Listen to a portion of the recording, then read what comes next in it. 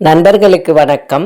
நம்ம அகத்திக்கீரையோடைய பூவை எப்படி க்ளீன் பண்ணி இன்றைக்கி சமையல் பண்ணலான்னு பார்க்கலாம். அகத்திக்கீரையில் நம்ம அந்த வாழைப்பூவில் எடுக்கிற மாதிரியே நடுவில் இருக்க அந்த தண்டு மாதிரி ஒரு நார் இருக்கும், அதை எடுத்துடணும். அது எடுத்துட்டு நம்ம பூக்களெல்லாம் சுத்தம் பண்ணி வச்சுருக்கோம். இந்த சீசனில் நமக்கு நிறையா கிடைக்கும். இப்போ இது நான் வெறும் அந்த பூக்களுடைய இதழ்களை மட்டும் எடுத்து க்ளீன் பண்ணி வச்சுக்கிருக்கேன். வேணும்னா இந்த மாதிரி தண்டை மட்டும் எடுத்துகிட்டு இந்த அடிப்பகுதியும் சேர்த்து அது கூட நம்ம பயன்படுத்திக்கலாம். பிஞ்சாக இருந்துச்சுன்னா இதையும் சேர்த்துமே பொடியை அரிஞ்சிக்கலாம். அது கூட அகத்திப்பூக்களில் நிறைய மருத்துவ குணம் இருக்குது. குறைஞ்சது வாரம் ஒரு முறையாவது நம்ம அதை பயன்படுத்திக்கலாம்.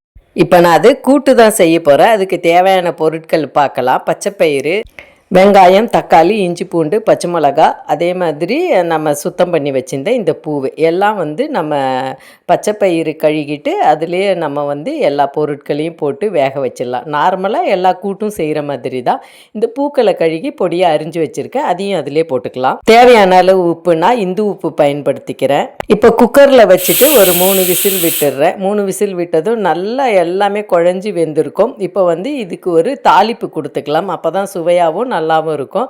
தாளிக்கிறதுக்கு எண்ணெய் ஊற்றி கடுகு, உளுத்தம் பருப்பு, காஞ்ச மிளகாய், கருவேப்பிலை, கொஞ்சம் பெருங்காய பொடி போட்டு தாளித்து இதை நம்ம கூட்டு வேக வச்சதையும் அதிலே போட்டுக்கலாம். நம்ம பச்சை மிளகா போட்டிருக்கோம். இருந்தாலும் காரம் இன்னும் கொஞ்சம் வேணும்னு தேவைப்படுறவங்க கொஞ்சம் காரப்பொடி, அதாவது நம்ம குழம்பு மிளகாத்தூள் ஒரு 2 ஸ்பூன் போட்டு கொஞ்சம் தண்ணி விட்டுட்டு நல்லா கலக்கி விட்டு ஒரு கொதி வந்தது எடுத்து வச்சுட்டு நம்ம கூட்டு ரெடி. இது இட்லி, தோசை, சப்பாத்தி, சாதத்துக்கு எல்லாத்துக்குமே சுவையாக இருக்கும். இதுக்கு சுவையை இன்னும் கூட்டணும்னா ஒரு ஸ்பூன் கொஞ்சம் நெய் சேர்த்துக்கிறேன். குழந்தைங்களுக்கெல்லாம் கொடுத்தா ரொம்ப நல்லது. அகத்தி பூ கூட்டு ரெடி ஆயிடுச்சு.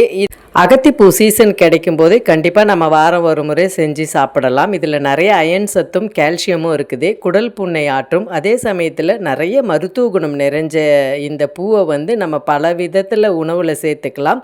இன்னும் நிறைய வீடியோ இதை பற்றி பார்க்கலாம். இயற்கை இறைவனே. நன்றி, வணக்கம். Happy gardening.